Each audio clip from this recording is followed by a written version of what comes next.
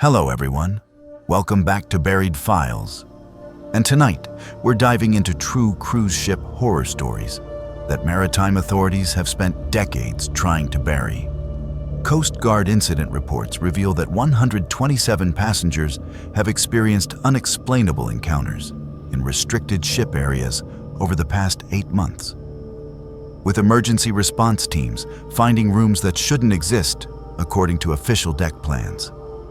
Right now, 3 former cruise directors are providing us with exclusive documentation showing how major cruise lines have quietly relocated entire passenger decks overnight. And what they've discovered in those hidden spaces defies rational explanation. If you've ever wondered why certain cabin numbers are mysteriously skipped, or why some passengers report hearing voices from sealed bulkheads, you need to hit that subscribe button and ring the notification bell immediately. Because the evidence we're about to reveal tonight will make you reconsider everything you thought you knew about what really happens when you're trapped at sea with nowhere to run. Our first story takes us aboard Carnival Vista during a 7-day Eastern Caribbean cruise departing from Fort Lauderdale, where a veteran bartender named Kevin Walsh would encounter ordering patterns that beverage management experts and maritime security investigators are still trying to explain. Kevin Walsh had been working cruise ship beverage operations for 9 years, managing bar service and cocktail preparation across Princess, Holland America, and Carnival Cruise Lines. He held certifications in responsible alcohol service, mixology techniques, and guest hospitality protocols, serving over 14,000 passengers annually across Atlantic and Caribbean routes. But what he discovered at the Serenity Bar on Deck 12 during what should have been routine evening service would change everything he understood about passenger identification systems, beverage tracking protocols, and the basic reality of who's actually sitting at his bar ordering drinks. This incident was reported through Carnival Cruise Line employment records and cross-verified with beverage sales tracking systems, U.S. Coast Guard passenger manifest documentation, and FBI maritime jurisdiction investigation reports. Kevin Walsh begins his story. I'm a 32-year-old bartender from Tampa, Florida, and I've been working cruise ship beverage service for 9 years. I hold certifications in responsible alcohol service, mixology techniques, and guest hospitality protocols. I've worked everything from poolside tiki bars to elegant piano lounges, mixing cocktails for honeymooners, anniversary couples, and groups celebrating milestone birthdays. In 9 years, I thought I understood every type of cruise passenger and drinking pattern until I served the Richardson party during our February sailing. It was February 18th, 2024. During our 7-day Eastern Caribbean route from Fort Lauderdale to St. Thomas in Barbados, we had 3,934 passengers aboard with our ship at 98% capacity. According to our guest services system, the Richardson party consisted of 4 adults from Phoenix, Arizona: Brian Richardson, age 41, his wife Linda, age 39, and their friends Mark Stevens, age 43, and his wife Carol, age 40. They had booked 2 adjoining balcony suites on Deck 9 and purchased the premium beverage package, celebrating Brian's promotion to senior partner at his law firm. The Serenity Bar on Deck 12 aft is an adults-only venue featuring craft cocktails, premium spirits, and panoramic ocean views. Our beverage tracking system automatically records every drink order through passengers' sail and sign cards, monitoring consumption limits, preferences, and spending patterns for inventory management and responsible service protocols. Each transaction requires card scanning, signature verification, and automatic photography for security purposes. The Richardson party first visited my bar on February 19th at 7:30 p.m., ordering premium martinis and aged whiskey cocktails. This was normal behavior for successful professionals celebrating on vacation. Brian ordered a Grey Goose Martini extra dry. Linda requested a Cosmopolitan. Mark chose Macallan 18 neat. And Carol ordered a mojito with top-shelf rum. Standard orders for guests with unlimited beverage packages. I served their drinks, processed their sale and sign cards successfully, and noted their preferences in our guest service system for future visits. They appeared relaxed and happy, discussing their afternoon shore excursion in St. Thomas and planning dinner reservations for the following evening. On February 20th, the Richardson party returned to Serenity Bar at exactly 7:30 p.m., ordering the identical cocktails from the previous evening. Brian's Grey Goose Martini, Linda's Cosmopolitan, Mark's Macallan 18, and Carol's Premium Mojito. Again, their sale and sign cards processed successfully, and I provided excellent service according to our hospitality standards. This pattern continued for 4 consecutive evenings. The Richardson party arrived at Serenity Bar at precisely 7:30 p.m., sat at the same corner table with ocean views, and ordered identical drinks in the same sequence every night. Their conversation remained consistent, discussing the same shore excursion experiences and making the same dinner plans as if experiencing them for the first time. On February 22nd, I decided to engage them in conversation to provide more personalized service. When I mentioned that they seemed to really enjoy St. Thomas, Brian looked confused and asked when we had visited St. Thomas. According to his memory, they had just embarked yesterday and were excited for their first port day. But our beverage system showed the Richardson party had been ordering drinks at my bar for 4 consecutive nights, and the ship's itinerary confirmed we had already visited St. Thomas 3 days earlier. I contacted my beverage manager, Angela Torres, who had been supervising cruise ship bar operations for 12 years. When I explained the situation, Angela reviewed our sales tracking system and discovered something that violated every beverage management protocol.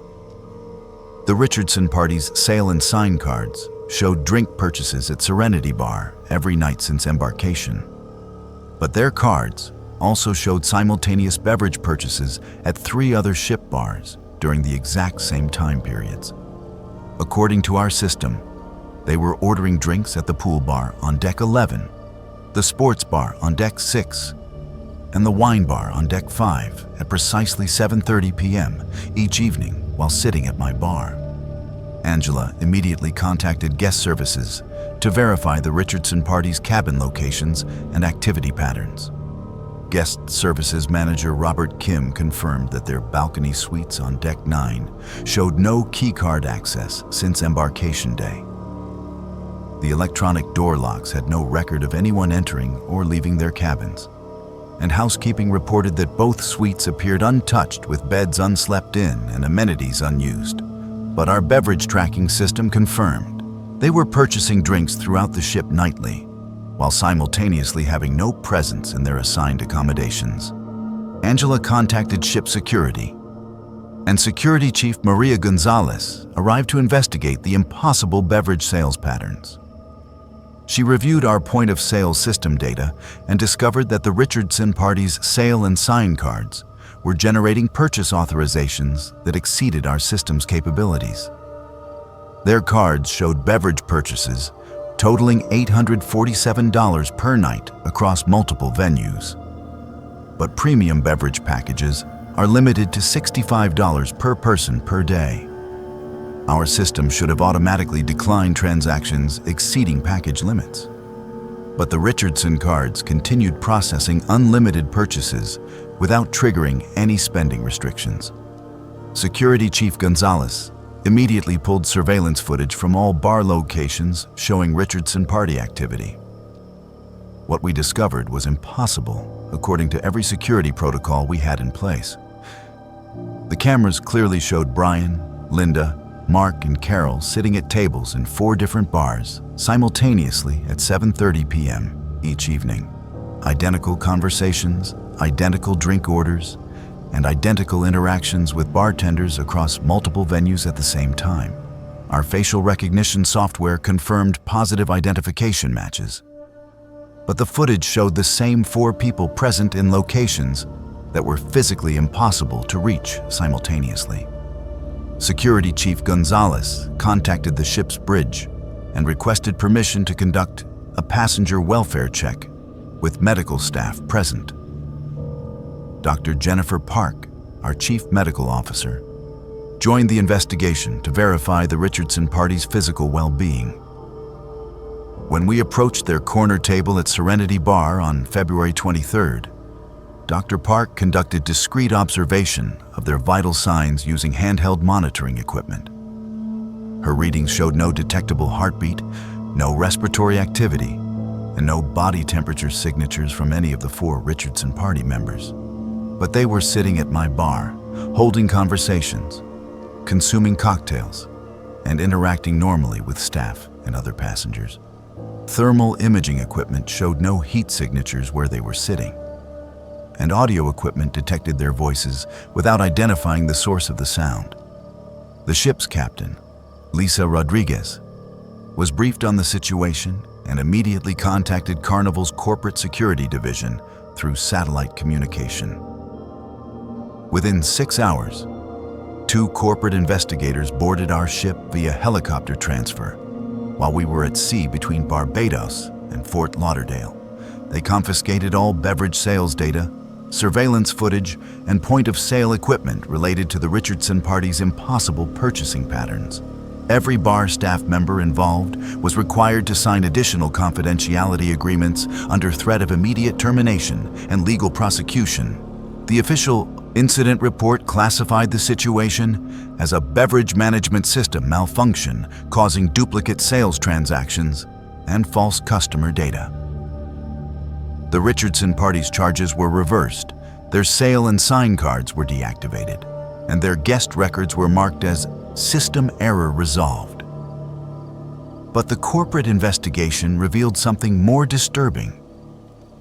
When they contacted guest services in Phoenix to verify the Richardson party's booking information, they discovered that Brian Richardson, Linda Richardson, Mark Stevens, and Carol Stevens had died in a car accident 6 months earlier while traveling to celebrate Brian's law firm promotion. According to Arizona state records, all 4 had been killed instantly in a collision with a drunk driver on Interstate 17. But someone using their identities had been ordering premium cocktails at my bar for 5 consecutive nights, running up beverage charges on credit cards belonging to deceased individuals. 2 weeks later, I received calls from bartenders on Norwegian Escape and Royal Caribbean Independence of the Seas. Both reported serving identical customers, ordering identical drinks at exactly 7:30 p.m. each evening. When they described the Richardson party from Phoenix, my blood ran cold.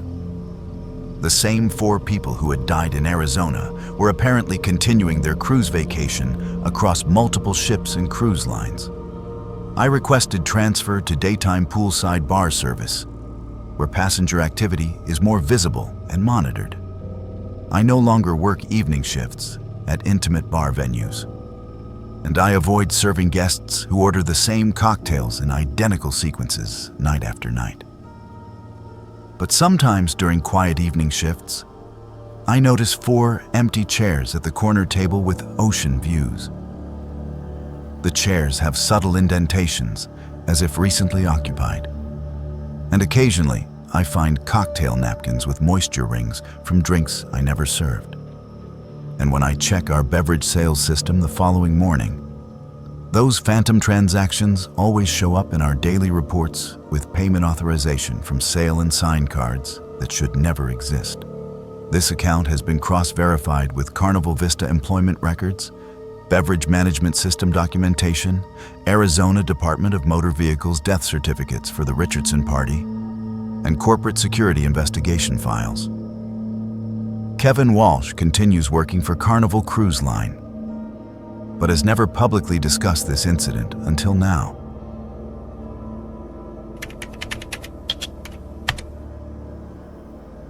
During a 10-day Mediterranean cruise aboard Norwegian Epic from Rome to Barcelona, veteran activities coordinator Michelle Davis would discover participation patterns that event management specialists and maritime security investigators are still trying to explain. Michelle Davis had been working cruise ship entertainment and activities coordination for 12 years, managing daily programming and guest participation across Princess, Holland America, and Norwegian cruise lines. She held certifications in event planning, crowd management, and emergency response protocols, coordinating activities for over 22,000 passengers annually across European and Caribbean itineraries. But what she discovered during poolside bingo sessions and deck games would change everything she understood about guest registration systems, activity tracking protocols, and the basic reality of who's actually participating in the events she was responsible for organizing. This incident was reported through Norwegian Cruise Line employment records and cross-verified with activity participation databases, guest services tracking systems, and European Union maritime safety investigation reports. Michelle Davis begins her story. I'm a 34-year-old activities coordinator from Miami Beach, Florida, and I've been working cruise ship entertainment programming for 12 years. I hold certifications in event planning, crowd management, and emergency response protocols. I've organized everything from trivia contests to dance competitions, managing daily activities schedules for ships carrying up to 4,000 passengers, and ensuring every demographic has engaging entertainment options. In 12 years, I thought I understood every type of cruise guest and participation pattern until I encountered the Hamilton family during our May Mediterranean sailing. It was May 22nd, 2024. During our 10-day Mediterranean route from Rome to Barcelona, with stops in Naples, Monaco, and Marseille, we had 4,028 passengers aboard with our entertainment venues operating at maximum capacity. According to our guest services system, the Hamilton family from Portland, Oregon, consisted of Gary Hamilton, age 52, his wife Patricia, age 49, and their daughter Madison, age 14, celebrating Madison's middle school graduation with their first Mediterranean cruise experience. Standard family booking with activity packages, including poolside games, teen club access, and family trivia competitions. The Norwegian Epic features multiple entertainment decks, with pools, sports courts, and activity areas capable of hosting simultaneous events for different age groups. Our activity tracking system automatically records participant registration through guest CPass cards, monitoring attendance, preferences, and satisfaction ratings for programming improvement and guest services coordination. Each activity requires card scanning and digital photography for participation verification and prize distribution.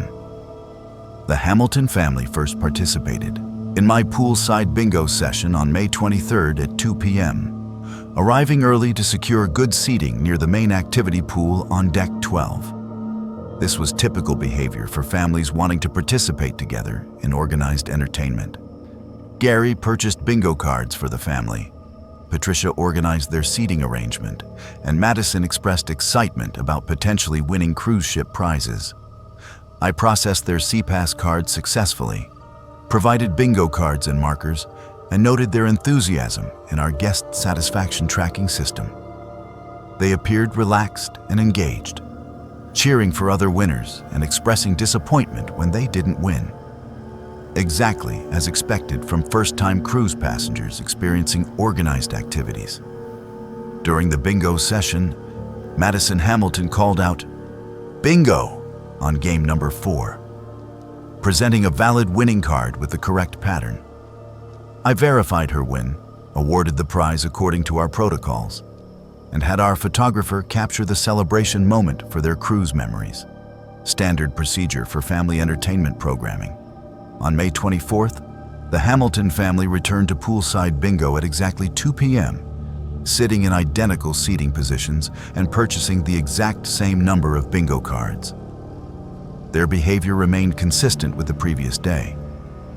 But something felt unusual about their participation pattern. During game number 4, Madison called out "Bingo!" again, presenting an identical winning card with the same pattern from the previous day. When I verified her card, the number sequence was exactly identical to her winning card from May 23rd, which should have been impossible since we use different number combinations daily. I congratulated Madison on her second consecutive win and awarded the prize, but our activity system flagged the identical winning pattern as a potential irregularity requiring investigation. This pattern continued for 6 consecutive days. The Hamilton family arrived at poolside bingo at precisely 2 p.m., sat in identical positions, purchased identical bingo cards, and Madison won game number 4 every single day with the exact same number combination that should have been mathematically impossible. On May 27th, I decided to investigate their participation by changing the bingo format and number selection system. Instead of traditional patterns, I announced we would play coverall bingo with completely random number draws from a new electronic system. Madison Hamilton still called bingo. During what would have been game number 4, presenting a card with the identical number sequence she had been winning with all week, despite the new format making her previous winning combination impossible. I contacted my entertainment manager, Robert Torres, who had been supervising cruise ship activities programming for 16 years. When I explained the situation, Robert reviewed our participation tracking system and discovered something that violated every activity management protocol. The Hamilton family's SeaPass cards showed bingo attendance every afternoon since embarkation, but their cards also showed simultaneous participation in teen club activities, adult fitness classes, and shore excursion programs during the exact same time periods. According to our system, they were participating in activities across multiple decks and venues at precisely 2 p.m. each day while sitting at my bingo tables. Their daily activity charges showed participation fees totaling over $200 per day across multiple venues. But family activity packages are limited to $45 per person per day. Our payment system should have automatically declined transactions exceeding package limits. But the Hamilton cards continued processing unlimited charges without triggering any spending restrictions. Robert immediately contacted guest services to verify the Hamilton family's cabin location and general activity patterns. Guest services manager Lisa Rodriguez confirmed that their interior cabin on deck 7 showed normal keycard access, but housekeeping reported concerning inconsistencies in their accommodation. The cabin appeared occupied with personal belongings and evidence of daily use, but room service deliveries remained untouched outside their door for hours before disappearing. Towel animals left by housekeeping were found rearranged in impossible positions, and climate control systems registered temperature fluctuations inconsistent with human occupancy patterns. Robert contacted ship security, and Security Chief Jennifer Martinez arrived to investigate the impossible participation patterns. She reviewed our activity registration data and discovered that the Hamilton family's SeaPass cards were generating participation confirmations that exceeded our system's technical capabilities. Their registration records showed simultaneous check-ins at venues located on opposite ends of the ship, activity completion times that overlapped impossibly, and prize winnings from events they couldn't have physically attended due to scheduling conflicts with other registered activities. Security Chief Martinez immediately pulled surveillance footage from all entertainment venues showing Hamilton family participation. What we discovered challenged every security protocol and guest tracking system we had in place. The cameras clearly showed Gary, Patricia, and Madison Hamilton participating in multiple activities simultaneously at 2 p.m. each day. Identical clothing, identical interactions, and identical prize-winning moments across different venues at the same time. Our facial recognition software confirmed positive identification matches. But the footage showed the same 3 people present in locations that required at least 15 minutes travel time between venues. Security Chief Martinez contacted the ship's bridge and requested permission to conduct a comprehensive guest investigation with medical staff present.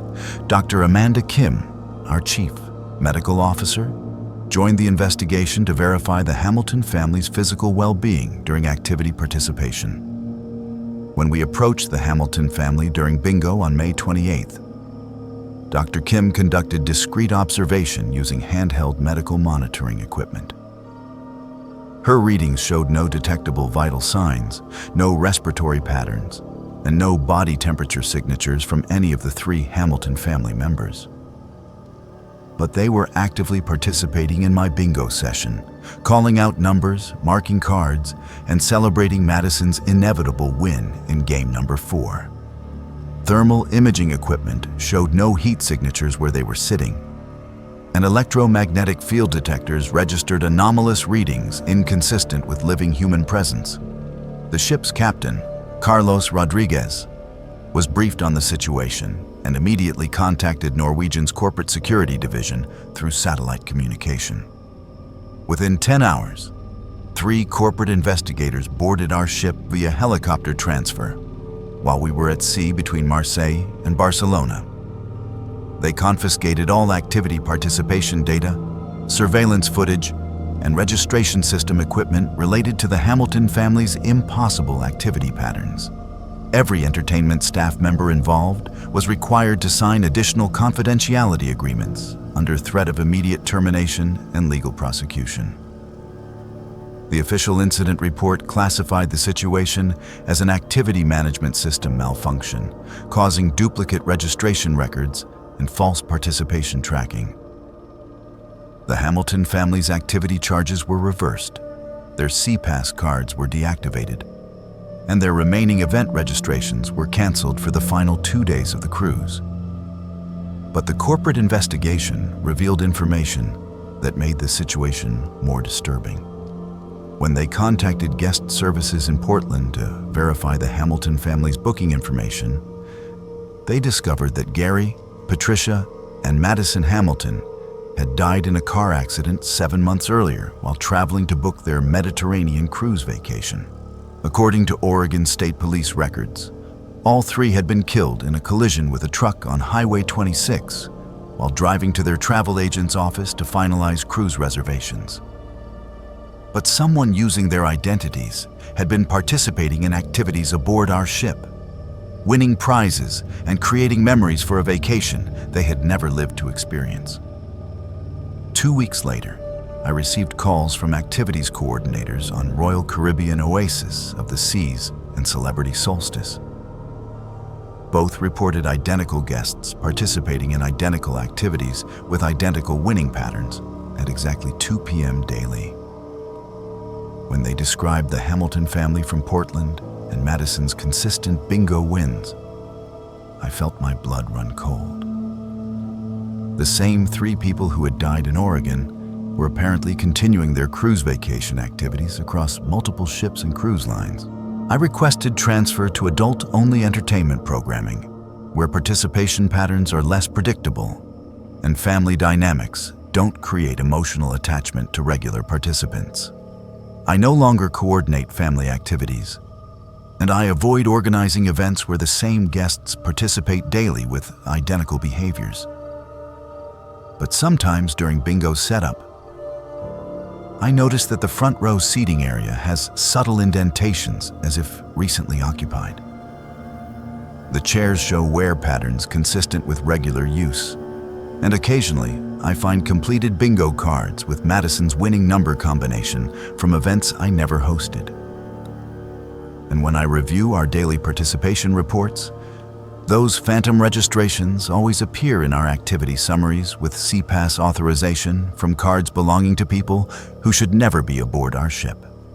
This account has been cross-verified with Norwegian Epic employment records, activity participation system documentation, Oregon State Police death certificates for the Hamilton family, and corporate security investigation files.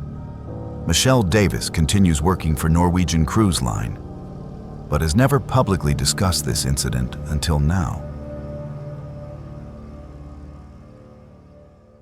At the state-of-the-art fitness center aboard Celebrity Reflection during an 8-day Southern Caribbean cruise from Miami to Aruba, veteran fitness coordinator Derek Thompson would encounter workout patterns that exercise physiology experts and maritime health investigators are still trying to explain. Derek Thompson had been working cruise ship fitness operations for 10 years, managing gymnasium equipment and coordinating wellness programs across Carnival, Princess, and Celebrity cruise lines. He held certifications in personal training, cardiac rehabilitation, and sports medicine, supervising fitness activities for over 18,500 passengers annually across Caribbean and Mediterranean routes. But what he discovered during morning workout sessions and equipment monitoring would change everything he understood about guest fitness tracking systems, biometric monitoring protocols, and the basic reality of who's actually exercising on the equipment he was responsible for maintaining. This incident was reported through Celebrity Cruise Line employment records and cross-verified with fitness center usage databases, biometric monitoring systems, and U.S. Coast Guard passenger welfare investigation reports. Derek Thompson begins his story. I'm a 36-year-old fitness coordinator from San Diego, California, and I've been working cruise ship wellness centers for 10 years. I hold certifications in personal training, cardiac rehabilitation, and sports medicine. I've supervised everything from water aerobics classes to advanced strength training programs, managing fitness equipment for ships carrying up to 3,000 passengers and ensuring every guest receives professional exercise guidance. In 10 years, I thought I understood every aspect of passenger fitness behavior until I monitored the Wilson family during our June Caribbean sailing. It was June 12, 2024. During our 8-day Southern Caribbean route from Miami to Aruba, with stops in Curacao and Barbados, we had 2,918 passengers aboard with our wellness facilities operating at peak summer capacity. According to our guest services system, the Wilson family from Chicago, Illinois consisted of Robert Wilson, age 45, his wife Sarah, age 42, and their twin sons Jake and Luke, both age 16, celebrating the boys' high school graduation with their first Caribbean cruise experience. Premium wellness package including unlimited fitness center access, personal training sessions, and sports equipment rentals. The Celebrity Reflection features a 12,000 square foot fitness center with cardiovascular equipment, weight machines, and free weight areas capable of accommodating 150 guests simultaneously. Our biometric tracking system automatically monitors equipment usage through guest CPAS cards, recording workout duration, intensity levels, and caloric burn data for personalized fitness programming and guest wellness coordination. Each equipment session requires card scanning and automatic vital sign monitoring for safety protocols and emergency response. The Wilson family first used the fitness center on June 13th at 6 a.m., arriving early to avoid peak usage hours and secure access to preferred equipment. This was typical behavior for fitness-conscious families maintaining workout routines during vacation. Robert used the treadmill for 45 minutes at moderate intensity. Sarah chose the elliptical machine for cardio training, and the twins, Jake and Luke, worked together on weight machines for strength training. I processed their CPAS cards successfully, programmed equipment according to their fitness levels, and monitored their vital signs through our biometric sensors. Their heart rates, blood pressure, and oxygen saturation levels all appeared within normal exercise ranges for their age groups and fitness capabilities. During their workout session, all 4 family members displayed excellent form and appropriate exercise intensity. Robert maintained a steady 6.5 miles per hour pace on the treadmill. Sarah achieved target heart rate zones on the elliptical, and the twins demonstrated proper weightlifting technique with appropriate resistance levels for teenage athletes. Their biometric data recorded through our monitoring system showed normal exercise physiology responses. Elevated heart rates during cardio activity, appropriate recovery periods between sets, and gradual cool-down phases consistent with healthy individuals engaging in routine exercise. On June 14th, the Wilson family returned to the fitness center at exactly 6 a.m., using identical equipment in the same sequence and exercising for identical durations.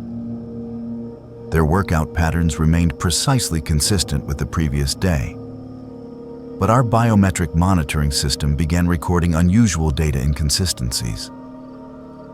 During their cardio sessions, Robert's treadmill showed he was maintaining his 6.5 miles per hour pace and burning calories at expected rates, but his heart rate monitor consistently read 0.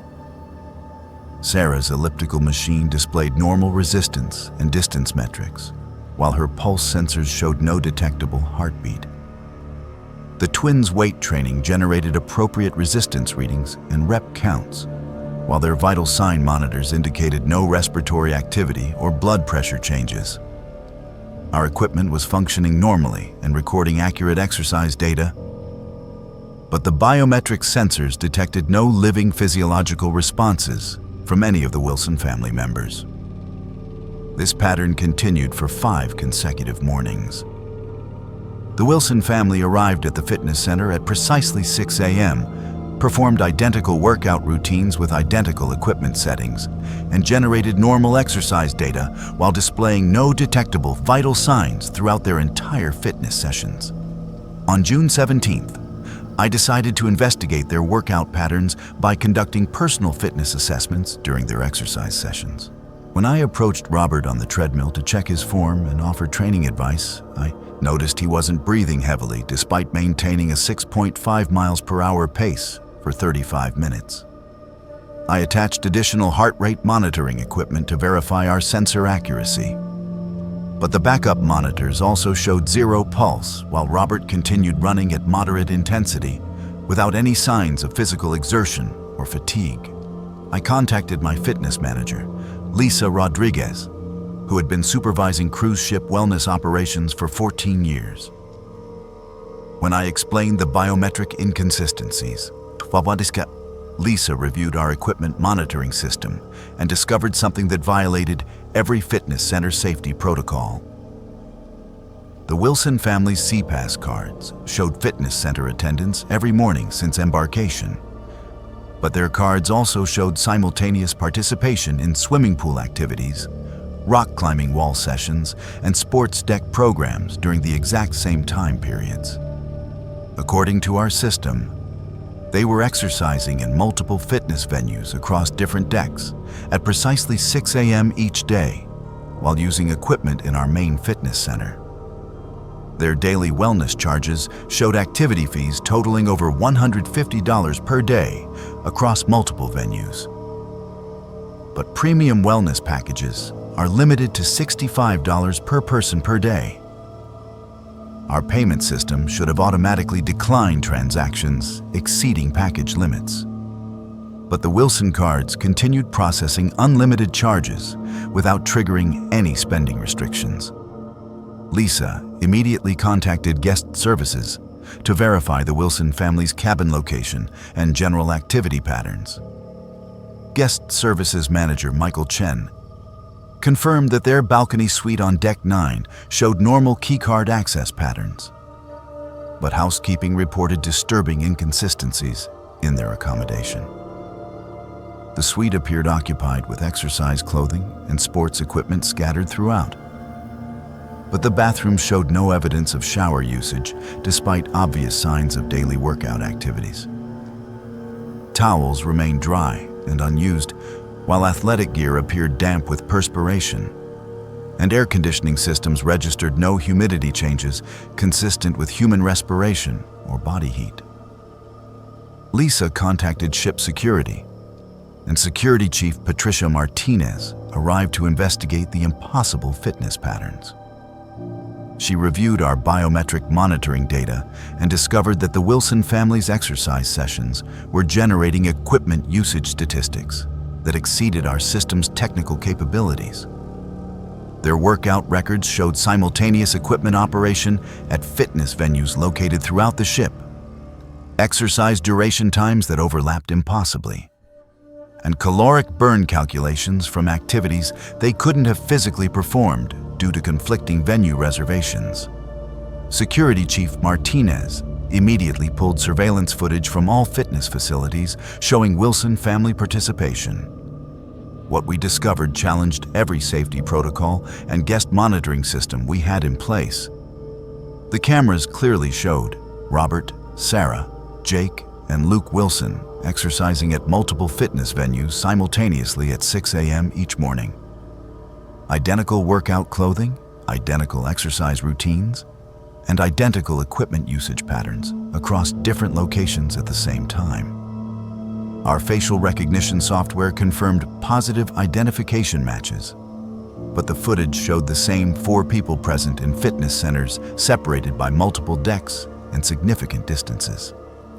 Security Chief Martinez contacted the ship's bridge and requested permission to conduct a comprehensive guest investigation with medical staff present.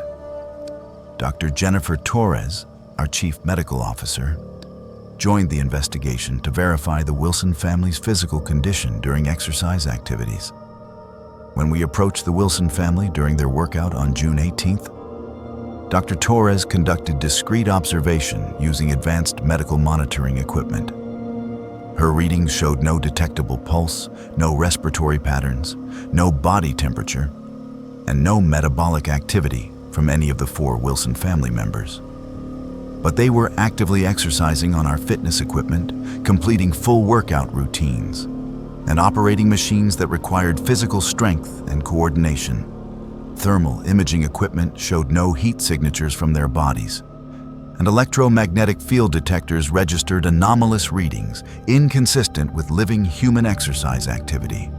The ship's captain, David Rodriguez, was briefed on the situation and immediately contacted Celebrity's corporate security division through satellite communication. Within 8 hours, 3 corporate investigators boarded our ship via helicopter transfer while we were at sea between Barbados and Aruba. They confiscated all fitness center monitoring data, surveillance footage, and biometric tracking equipment related to the Wilson family's impossible exercise patterns. Every fitness staff member involved was required to sign additional confidentiality agreements under threat of immediate termination and legal prosecution. The official incident report classified the situation as a fitness equipment monitoring malfunction, causing false biometric readings and duplicate usage records. The Wilson family's wellness charges were reversed, their SeaPass cards were deactivated, and their remaining fitness reservations were canceled for the final 2 days of the cruise. But the corporate investigation revealed information that made the situation more terrifying. When they contacted guest services in Chicago to verify the Wilson family's booking information, they discovered that Robert, Sarah, Jake, and Luke Wilson had died in a house fire 5 months earlier while planning their Caribbean cruise graduation celebration. According to Chicago Fire Department records, all 4 had been killed in an electrical fire at their residence that started in their home gym area. But someone using their identities had been exercising in our fitness center every morning, maintaining workout routines, and pursuing the healthy lifestyle they had never lived to continue. 3 weeks later, I received calls from fitness coordinators on Norwegian Escape and Royal Caribbean Voyager of the Seas. Both reported identical guests maintaining identical exercise routines with identical biometric anomalies at exactly 6 a.m. daily. When they described the Wilson family from Chicago and their consistent early morning workouts, my hands began trembling. The same 4 people who had died in Illinois were apparently continuing their fitness routine across multiple ships and cruise lines. I requested transfer to adult-only fitness programming during daytime hours where exercise patterns are more varied and family workout dynamics don't create emotional connections with regular participants. I no longer coordinate early morning fitness sessions, and I avoid monitoring guests who maintain identical exercise routines day after day without physiological responses.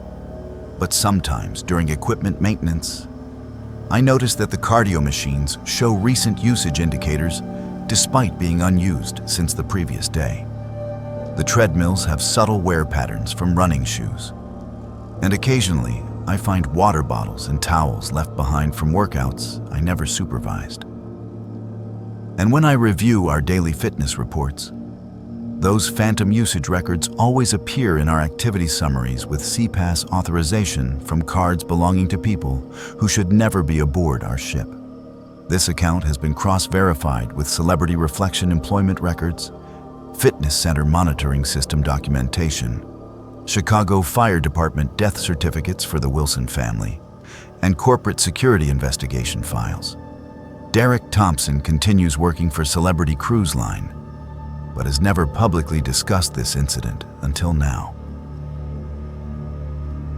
Our story takes us aboard Royal Caribbean's Wonder of the Seas during a 9-day Mediterranean cruise departing from Barcelona, where a veteran dining room server named Amanda Foster would witness reservation patterns that hospitality management experts and maritime security investigators are still trying to explain. Amanda Foster had been working cruise ship dining services for 8 years, managing table assignments and coordinating meal service across Celebrity, Norwegian, and Royal Caribbean cruise lines. She held certifications in fine dining service, wine pairing expertise, and hospitality crisis management, serving over 16,000 passengers annually across European and Caribbean routes.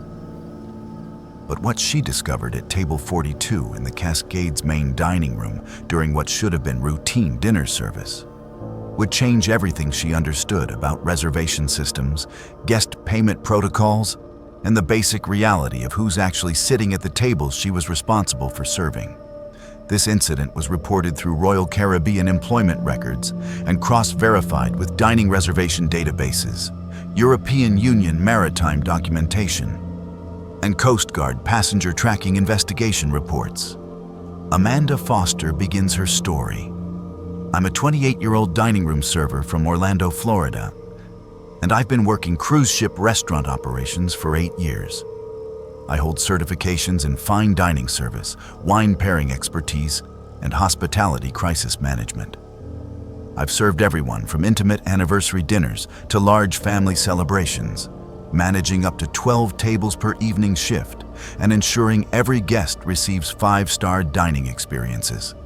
In 8 years, I thought I understood every aspect of passenger dining behavior until I served the Parker family during our April Mediterranean sailing. It was April 14th, 2024.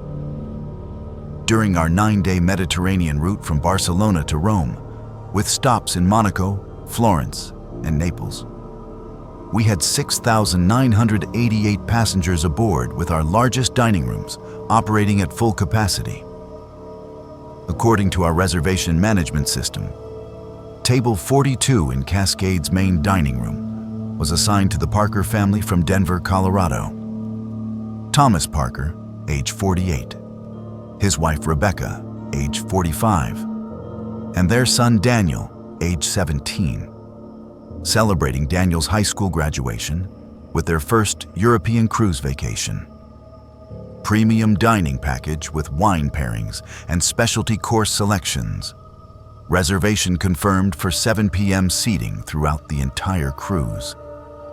The Wonder of the Seas features 4 main dining rooms with a combined capacity of 3,800 guests per seating. Cascades main dining room seats 1,200 passengers across 3 levels, and our service protocols require precise coordination between servers, sommeliers, and kitchen staff to maintain Royal Caribbean's culinary standards. Table 42 was a preferred location on the main floor with ocean views, specifically requested by the Parker family when booking their cruise 8 months in advance. According to our guest services records, The Parker family had checked in at Port Barcelona at 11:30 a.m. on embarkation day, received their SeaPass cards, attended the mandatory safety drill at 4:15 p.m., and confirmed their dining reservations through our mobile app. Their SeaPass accounts showed premium beverage packages, specialty restaurant credits, and excursion bookings for each port of call.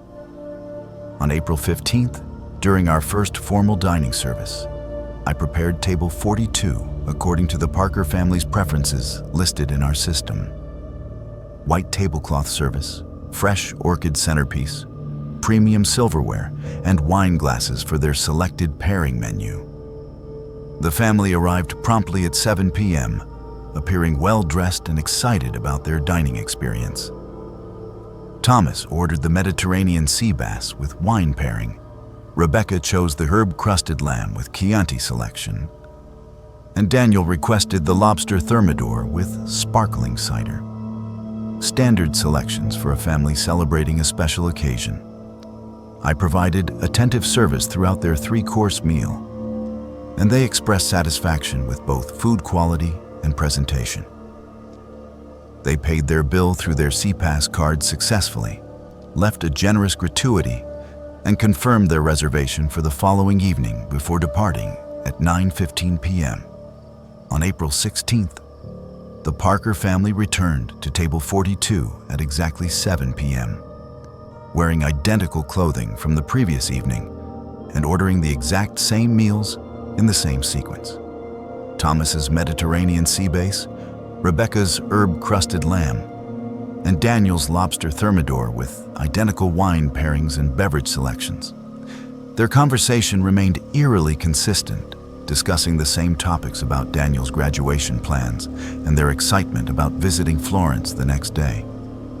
When I mentioned that Florence was beautiful and asked if they had enjoyed yesterday's port visit, they looked confused and insisted they hadn't visited Florence yet because today was their first full day at sea. But our itinerary confirmed we had docked in Florence the previous day, and guest services records showed the Parker family had purchased shore excursions and spent 6 hours touring the Uffizi Gallery and Duomo Cathedral. This pattern continued for 5 consecutive evenings. The Parker family arrived at table 42 at precisely 7 p.m., ordered identical meals, engaged in identical conversations, and appeared to have no memory of previous dining experiences despite having eaten the same dinner at the same table every night since embarkation. On April 19th, I decided to test their awareness by recommending different menu selections based on their previous preferences. When I suggested Thomas might enjoy the beef Wellington instead of his usual sea bass, he insisted he had never dined in our restaurant before and was excited to try the Mediterranean fish for the first time. I contacted my dining room manager, Carlos Rodriguez, who had been supervising cruise ship restaurant operations for 15 years. When I explained the situation, Carlos reviewed our reservation system and discovered something that violated every dining management protocol. The Parker family's SeaPass cards showed meal charges at Cascade's main dining room every night since embarkation. But their cards also showed simultaneous dining charges at the ship's specialty restaurants during the exact same time periods. According to our system, they were eating dinner at the Italian restaurant on deck 8, the steakhouse on deck 12, and the sushi bar on deck 6 at precisely 7 p.m. each evening while sitting at my table in Cascades. Their daily dining charges totaled over $400 per night across multiple venues. But premium dining packages are limited to $89 per person per day. Our payment system should have automatically declined transactions exceeding package limits. But the Parker cards continued processing unlimited charges without triggering any spending restrictions. Carlos immediately contacted guest services to verify the Parker family's cabin location and activity patterns. Guest services manager Jennifer Kim confirmed that their balcony suite on deck 10 showed regular keycard access, but housekeeping reported strange inconsistencies in their accommodation. The suite appeared to be occupied with personal belongings unpacked and beds slept in, but room service trays were never consumed despite being delivered daily. Towels remained folded and unused despite bathroom surfaces showing signs of recent activity, and climate control systems registered no human presence despite clear evidence of occupancy. Carlos contacted ship security, and Security Chief David Chen arrived to investigate the impossible dining patterns. He reviewed our point-of-sale system data and discovered that the Parker family's CPass cards were processing transactions that exceeded our system's technical capabilities. Their payment authorizations showed credit card charges totaling over $2,800 for the cruise. But when Security Chief Chen contacted their bank in Denver, he learned that Thomas Parker's credit card had been canceled 3 months earlier due to the account holder's death. Security Chief Chen immediately pulled surveillance footage from all dining venues showing Parker family activity. What we discovered defied every security protocol and identification system we had in place. The cameras clearly showed Thomas, Rebecca, and Daniel Parker dining at multiple restaurants simultaneously at 7 p.m. each evening. Identical conversations, identical meal orders, and identical interactions with servers across 4 different venues at the same time. Our facial recognition software confirmed positive identification matches, but the footage showed the same 3 people present in locations separated by multiple decks and hundreds of feet. Security Chief Chen contacted the ship's bridge and requested permission to conduct a comprehensive passenger investigation with medical staff present. Dr. Michael Torres, our chief medical officer, joined the investigation to verify the Parker family's physical well-being. When we approached table 42 during dinner service on April 20th, Dr. Torres conducted discreet observation using handheld medical monitoring equipment. His readings showed no detectable pulse, no respiratory patterns, and no body temperature signatures from any of the 3 Parker family members. But they were sitting at my table, engaging in normal conversation, consuming their meals, and interacting appropriately with other diners. Thermal imaging equipment showed no heat signatures where they were sitting, and electromagnetic field detectors registered anomalous readings consistent with non-living matter occupying the dining chairs. The ship's captain, Maria Gonzalez, was briefed on the situation and immediately contacted Royal Caribbean's Corporate Security Division through satellite communication. Within 8 hours, 2 corporate investigators boarded our ship via helicopter transfer while we were at sea between Naples and Rome. They confiscated all dining service data, surveillance footage, and payment processing equipment related to the Parker family's impossible dining patterns. Every restaurant staff member involved was required to sign additional confidentiality agreements under threat of immediate termination and legal prosecution. The official incident report classified the situation as a dining management system malfunction, causing duplicate reservation records and false payment processing. The Parker family's charges were reversed, their CPass cards were deactivated, and their dining reservations were canceled for the remainder of the cruise. But the corporate investigation revealed something that made the situation even more disturbing. When they contacted guest services in Denver to verify the Parker family's booking information, they discovered that Thomas, Rebecca, and Daniel Parker had been killed in a home invasion 4 months earlier while planning Daniel's graduation celebration cruise. According to Denver Police Department records, all 3 had died during a burglary attempt at their residence, and the perpetrators had stolen their credit card information and travel documents. But someone using their identities had been dining in our restaurant every night, consuming meals and engaging in conversations about a graduation celebration that would never happen. 3 weeks later, I received calls from servers on Celebrity Edge and Norwegian Prima. Both reported serving identical customers, ordering identical meals at exactly 7 p.m. each evening. When they described the Parker family from Denver discussing Daniel's graduation plans, my hands started shaking. The same 3 people who had died in Colorado were apparently continuing their celebration dinner across multiple ships and cruise lines. I requested transfer to specialty restaurant service where dining reservations are more strictly monitored and customer interaction is limited to single evening experiences.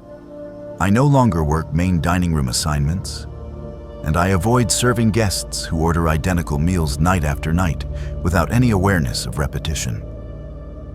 But sometimes during quiet dinner preparations, I notice that table 42 has subtle place-setting disturbances, as if recently occupied.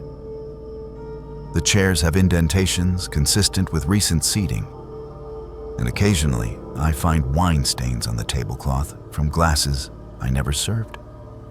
And when I check our daily dining reports the following morning, those phantom charges always appear in our revenue summaries with payment authorization from C-Pass cards belonging to people who should never be aboard our ship.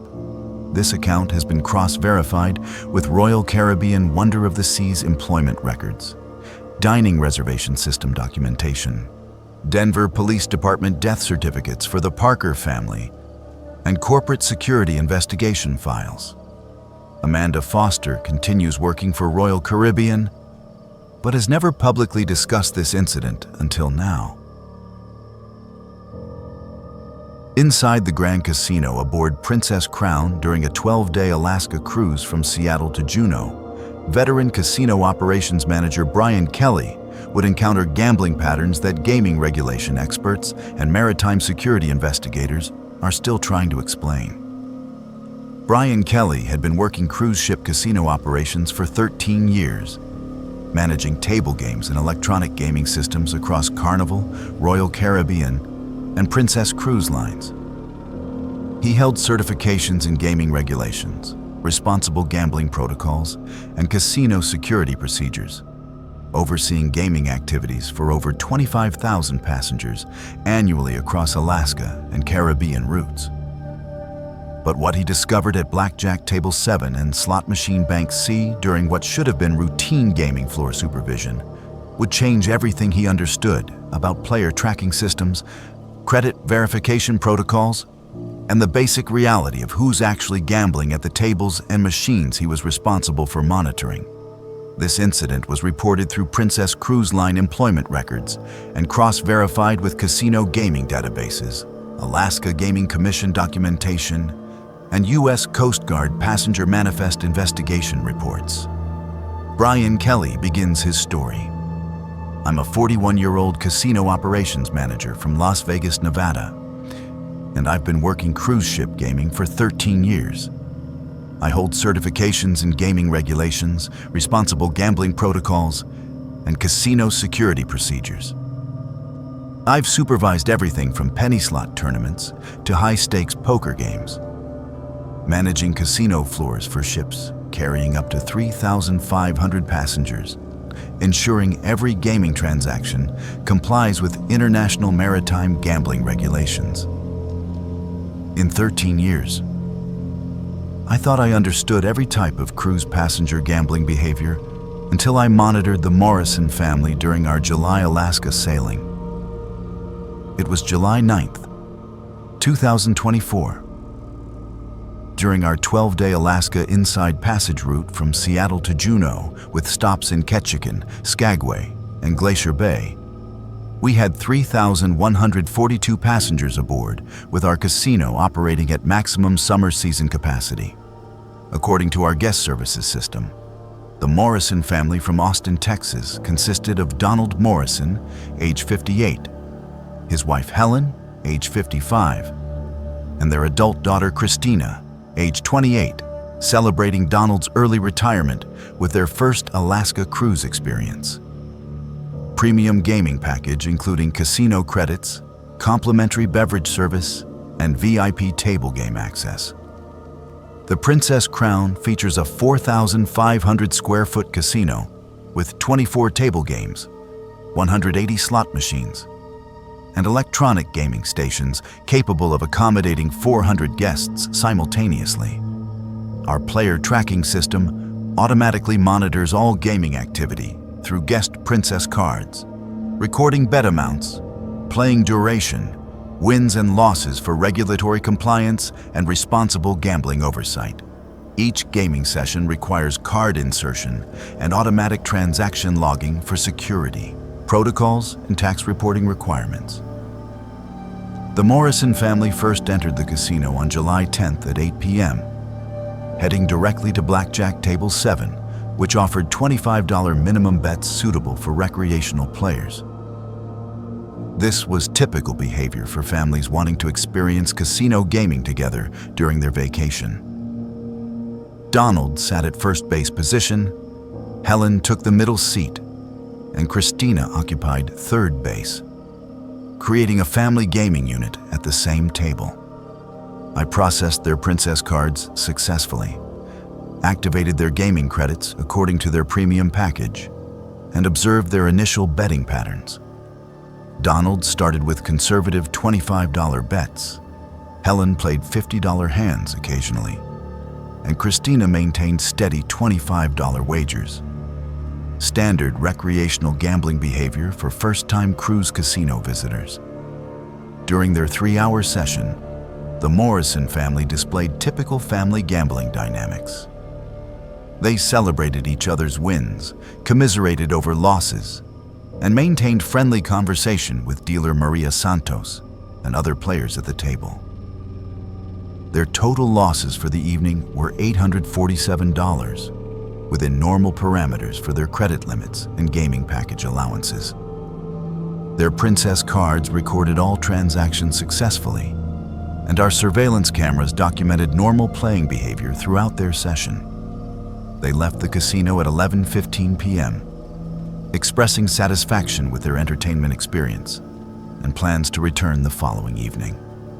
On July 11th, the Morrison family returned to Blackjack Table 7 at exactly 8 p.m., sitting in identical positions and beginning with identical betting patterns. Donald's $25 conservative bets, Helen's occasional $50 hands, and Christina's steady $25 wagers. Their conversation and interactions remained eerily consistent with the previous evening. During the session, something unusual occurred that caught my attention. The Morrison family won several hands in succession using identical playing strategies, but their celebrations and reactions were exactly the same as the previous night. When Donald hit blackjack on a king of spades and ace of hearts, he exclaimed, "21," with identical enthusiasm and phrasing as when he had hit blackjack the previous evening on different cards. Our player tracking system showed they were winning and losing identical amounts at identical time intervals, despite randomized card dealing and different gaming conditions. This pattern continued for 6 consecutive evenings. The Morrison family entered the casino at precisely 8 p.m., played identical betting strategies, won and lost identical amounts, and displayed identical reactions and conversations despite completely different card combinations and game outcomes each night. On July 15th, I decided to investigate their gaming patterns by reviewing our detailed transaction logs and surveillance footage. When I examined their player tracking data, I discovered something that violated every casino gaming regulation we operated under. The Morrison family's princess cards showed casino activity every night since embarkation, but their cards also showed simultaneous gaming transactions at slot machines throughout the casino during the exact same time periods they were playing blackjack. According to our system, they were playing table games and slot machines in different areas of the casino at precisely 8 p.m. each night. Their daily gaming losses totaled over $2,400 per night across multiple gaming stations. But premium gaming packages are limited to $800 per person per day. Our credit authorization system should have automatically declined transactions exceeding credit limits. But the Morrison cards continued processing unlimited gaming activity without triggering any spending restrictions. I contacted my casino supervisor, Patricia Chen, who had been managing cruise ship gaming operations for 17 years. When I explained the transaction inconsistencies, Patricia reviewed our gaming system logs and discovered that the Morrison family's Princess cards were generating gaming authorizations that exceeded our system's technical capabilities. Their gaming records showed simultaneous play at table games and slot machines located throughout the casino, betting activity that overlapped impossibly, and credit transactions from gaming positions they couldn't have physically occupied due to conflicting table assignments. Patricia immediately contacted guest services to verify the Morrison family's cabin location and general ship activity patterns. Guest services manager Robert Torres confirmed that their mini-suite on Deck 8 showed normal keycard access, but housekeeping reported strange inconsistencies in their accommodation. The suite appeared occupied with gaming chips and casino promotional materials scattered throughout. But the bathroom showed no evidence of daily use, despite clear signs of occupancy. Personal belongings remained in identical positions day after day, and climate control systems registered no environmental changes consistent with human presence. Patricia contacted ship security, and Security Chief Michael Rodriguez arrived to investigate the impossible gaming patterns. He reviewed our casino surveillance system and discovered that the Morrison family's gaming activities were generating monitoring data that exceeded our security capabilities. The surveillance cameras clearly showed Donald, Helen, and Christina Morrison gambling at multiple locations simultaneously at 8 p.m. each evening. Identical clothing, identical betting patterns, and identical reactions across different gaming stations at the same time. Our facial recognition software confirmed positive identification matches, but the footage showed the same 3 people present at gaming positions, separated by significant distances throughout the casino floor. Security Chief Rodriguez contacted the ship's bridge and requested permission to conduct a comprehensive guest investigation with medical staff present. Dr. Lisa Martinez, our Chief Medical Officer, joined the investigation to verify the Morrison family's physical condition during gaming activities. When we approached the Morrison family at Blackjack Table 7 on July 16th, Dr. Martinez conducted discreet observation using handheld medical monitoring equipment. Her readings showed no detectable pulse, no respiratory patterns, no body temperature, and no metabolic activity from any of the 3 Morrison family members. But they were actively gambling at our blackjack table, making betting decisions, handling cards and chips, and interacting normally with our dealer and other players. Thermal imaging equipment showed no heat signatures from their bodies, and electromagnetic field detectors registered anomalous readings inconsistent with living human gaming activity. Our dealer Maria Santos later reported that when she dealt cards to the Morrison family positions, the cards would be picked up and examined. But she never felt physical contact when collecting their chips or paying their bets. The gaming chips appeared to move and stack themselves without visible manipulation. The ship's captain, Jennifer Kim, was briefed on the situation and immediately contacted Princess's corporate security division through satellite communication. Within 10 hours, 3 corporate investigators boarded our ship via helicopter transfer while we were at sea near Glacier Bay. They confiscated all casino gaming data, surveillance footage, and player tracking equipment related to the Morrison family's impossible gambling patterns. Every casino staff member involved was required to sign additional confidentiality agreements under threat of immediate termination and legal prosecution. The official incident report classified the situation as a casino management system malfunction, causing duplicate player records and false transaction processing. The Morrison family's gaming losses were credited back to their accounts. Their Princess cards were deactivated, and their casino privileges were suspended for the remainder of the cruise. But the corporate investigation revealed information that made the situation more disturbing. When they contacted guest services in Austin to verify the Morrison family's booking information, they discovered that Donald, Helen, and Christina Morrison had died in a carbon monoxide poisoning incident 8 months earlier while planning Donald's retirement cruise celebration. According to Austin Fire Department records, all three had been found deceased in their home's recreation room, where Donald had set up a practice blackjack table to prepare for their casino cruise experience. But someone using their identities had been gambling in our casino every night, pursuing the entertainment they had never lived to enjoy. 2 weeks later, I received calls from casino managers on Celebrity Solstice and Holland America, New Amsterdam.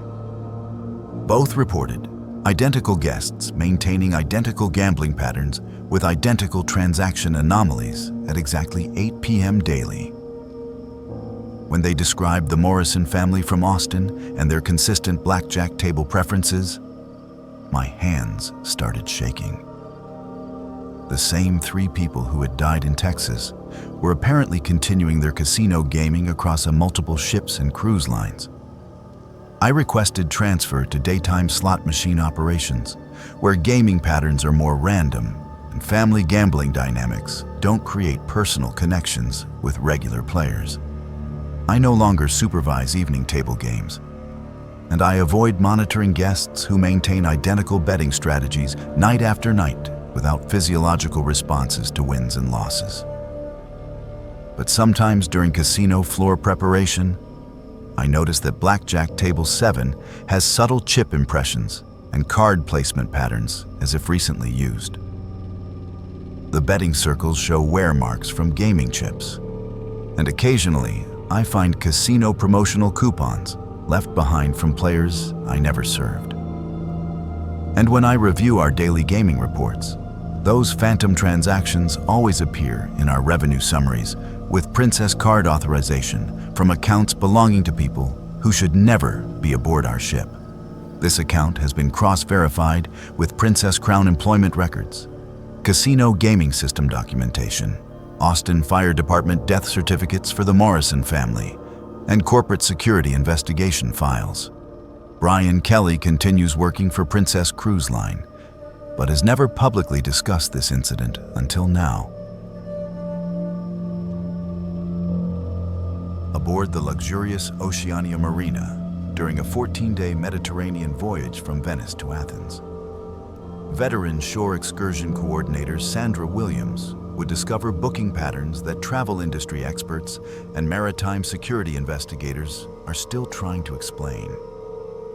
Sandra Williams had been working cruise ship shore excursion operations for 11 years, coordinating land tours and cultural experiences across Celebrity, Holland America, and Oceania cruise lines. She held certifications in tour management, international travel regulations, and emergency evacuation procedures, organizing excursions for over 19,000 passengers annually across Mediterranean and Baltic routes. But what she discovered in her excursion booking office during what should have been routine tour coordination would change everything she understood about reservation systems, passenger manifest protocols, and the basic reality of who's actually signing up for the cultural experiences she was responsible for arranging.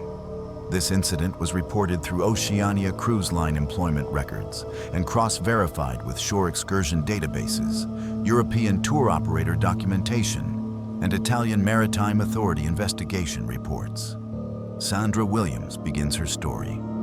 I'm a 38-year-old shore excursion coordinator from Seattle, Washington, and I've been working cruise ship tour operations for 11 years.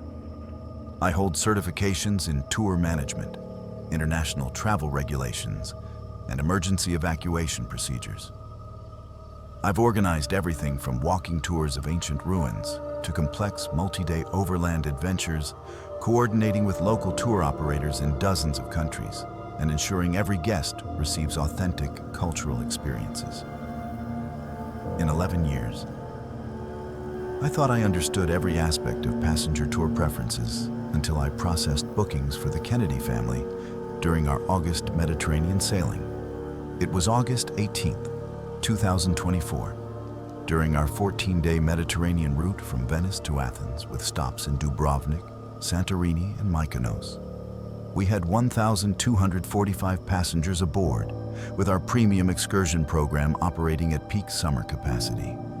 According to our guest services system, the Kennedy family from Boston, Massachusetts, consisted of William Kennedy, age 61, his wife Margaret, age 58, and their son Patrick, age 29, celebrating William's university professorship sabbatical with their first Mediterranean cultural cruise experience.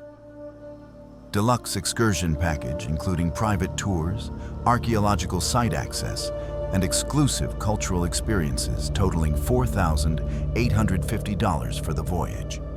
The Oceania Marina features a dedicated shore excursion office with computerized booking systems, direct communication with tour operators throughout the Mediterranean, and coordination capabilities for up to 500 simultaneous tour participants across multiple ports.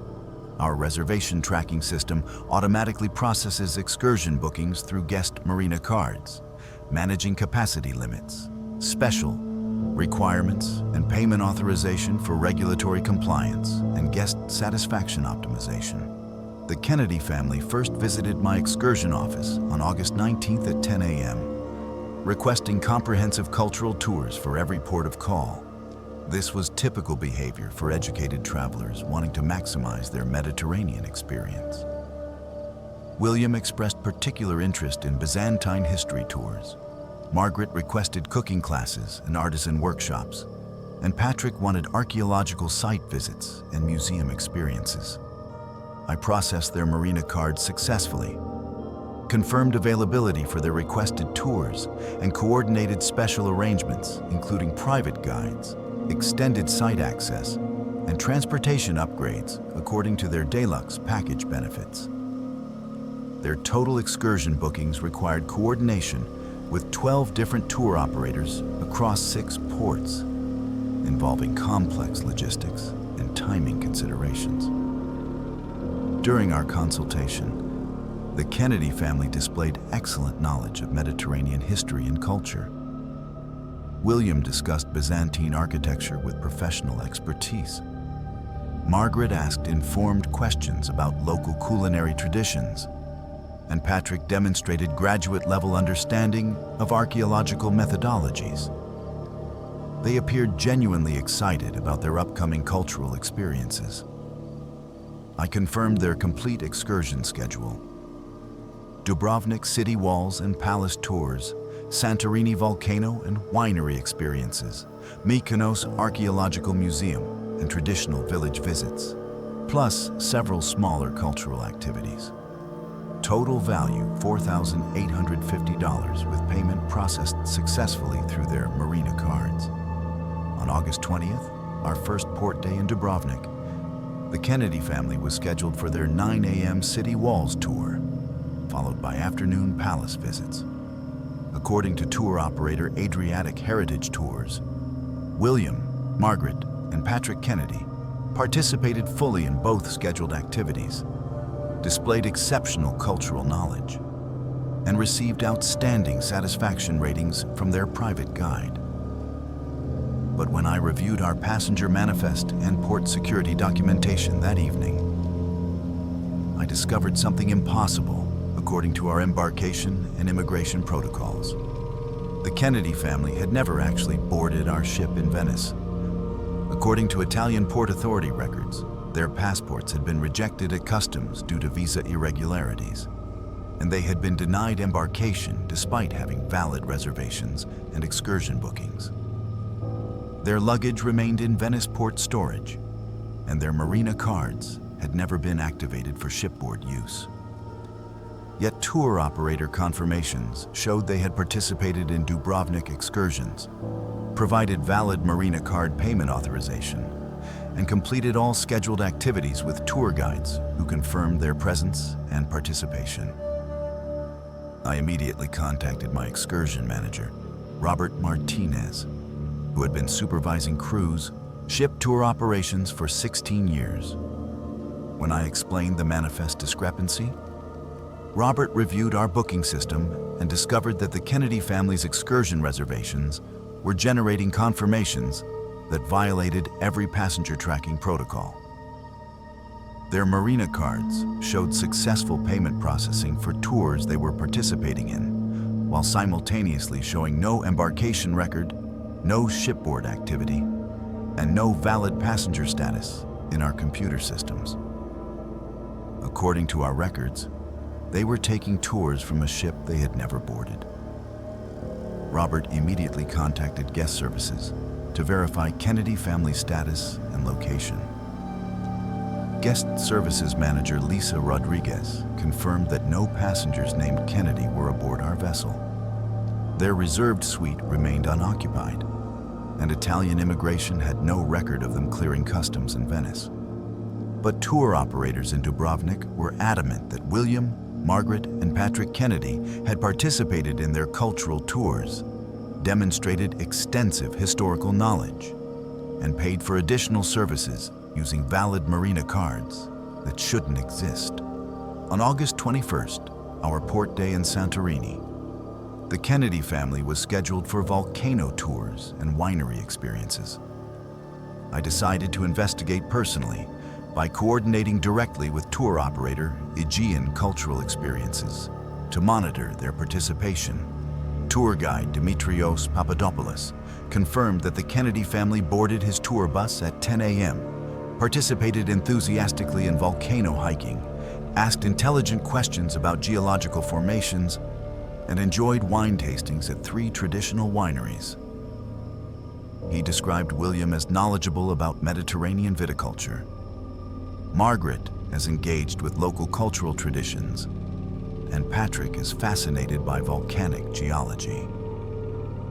But when I requested photographs from the tour for our guest services records, Dimitrios provided images showing empty seats where the Kennedy family should have been sitting. The tour bus photos showed 3 vacant seats with name placards for Kennedy passengers, while audio recordings captured their voices asking questions and making comments throughout the excursion. Robert contacted ship security, and Security Chief Patricia Chen arrived to investigate the impossible tour participation patterns. She reviewed our excursion booking data and discovered that the Kennedy family's tour confirmations were generating documentation that exceeded our system's capabilities. Their participation records showed simultaneous tour attendance at different excursion sites, activity completion confirmations from multiple tour operators at overlapping times, and payment authorizations from marina cards that had never been issued to valid passengers. Security Chief Chen contacted the ship's bridge and requested permission to conduct a comprehensive investigation with Italian maritime authorities. Captain Michael Torres coordinated with Venice Port Security to verify Kennedy family embarkation status and documentation. The investigation confirmed that William, Margaret, and Patrick Kennedy had been denied boarding in Venice due to expired visa documentation. But tour operators across multiple ports were documenting their participation in cultural excursions with detailed activity reports and payment confirmations. When Security Chief Chen contacted tour operator headquarters to verify Kennedy family participation, she discovered something that made the situation more disturbing. Multiple Mediterranean tour companies had records of the Kennedy family participating in identical cultural excursions across different cruise lines during the past 8 months. The same 3 people were documented taking Byzantine history tours in Istanbul, cooking classes in Sicily, and archaeological site visits in Cyprus aboard ships they had never boarded, using marina cards that had never been issued. Captain Torres immediately contacted Oceania's corporate security division through satellite communication. Within 12 hours, 3 corporate investigators boarded our ship via helicopter transfer while we were at sea between Santorini and Mykonos. They confiscated all shore excursion booking data, tour operator communications, and payment processing records related to the Kennedy family's impossible participation patterns. Every shore excursion staff member involved was required to sign additional confidentiality agreements under threat of immediate termination and legal prosecution.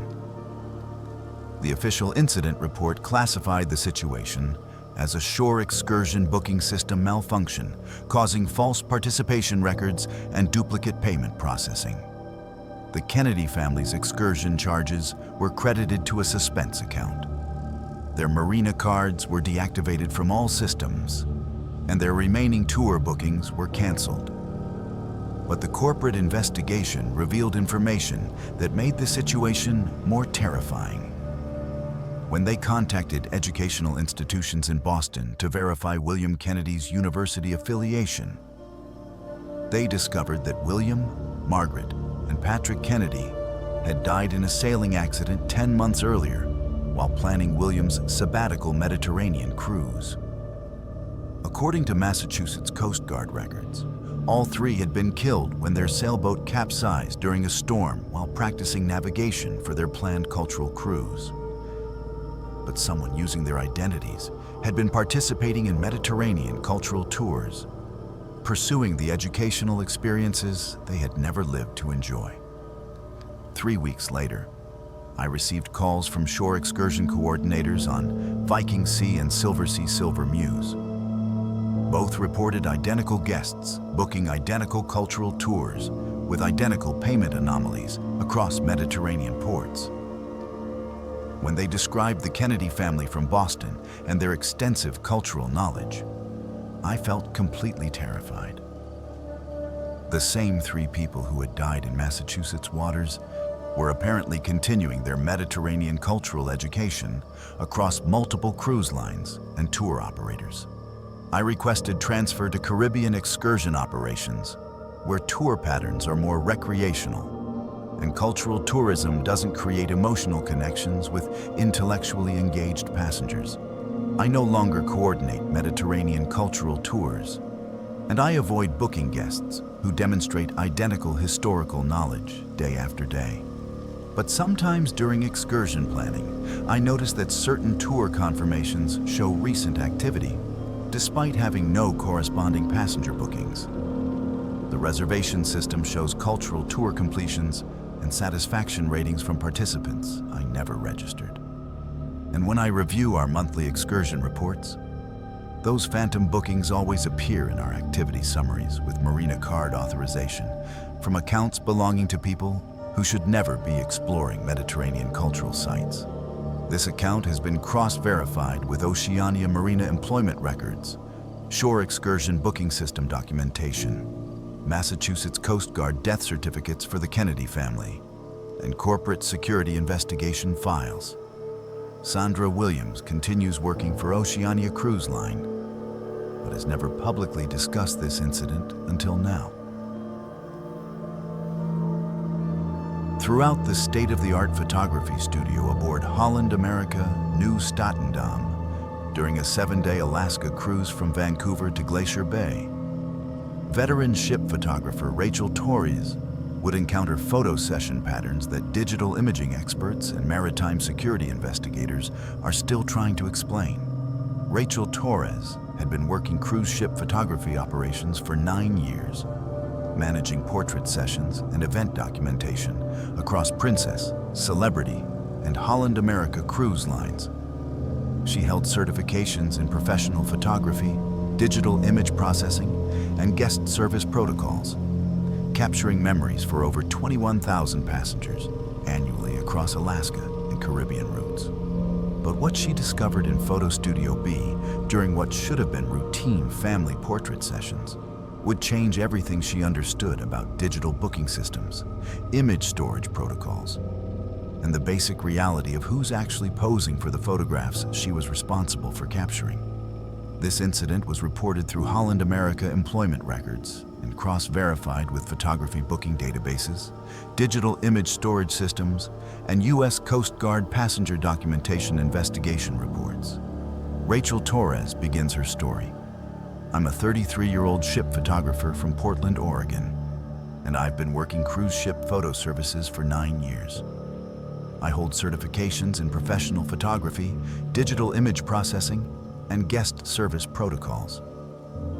I photographed everything from formal dining portraits to milestone celebration sessions, managing multiple studio setups for ships carrying up to 2,650 passengers and ensuring every family receives professional quality vacation memories. In 9 years, I thought I understood every aspect of passenger photography preferences until I photographed the Cooper family during our September Alaska sailing. It was September 5th, 2024. During our 7-day Alaska inside passage route from Vancouver to Glacier Bay, with stops in Juneau, Skagway, and Ketchikan, we had 2,106 passengers aboard with our photography services operating at peak fall season capacity. According to our guest services system, the Cooper family from Denver, Colorado consisted of James Cooper, age 52, his wife Susan, age 49, and their teenage daughter Emily, age 15, celebrating their 20th wedding anniversary with their first Alaska cruise experience. Premium photography package including formal portraits, event documentation, and unlimited digital image downloads totaling $1,247 for the voyage. The new Statendam features 2 professional photography studios with controlled lighting, digital backdrop systems, and high-resolution camera equipment capable of producing gallery-quality portraits for up to 150 family sessions daily. Our booking management system automatically schedules photo sessions through guest navigator cards, coordinating studio time, photographer assignments, and image delivery for guest satisfaction, optimization, and sales tracking requirements.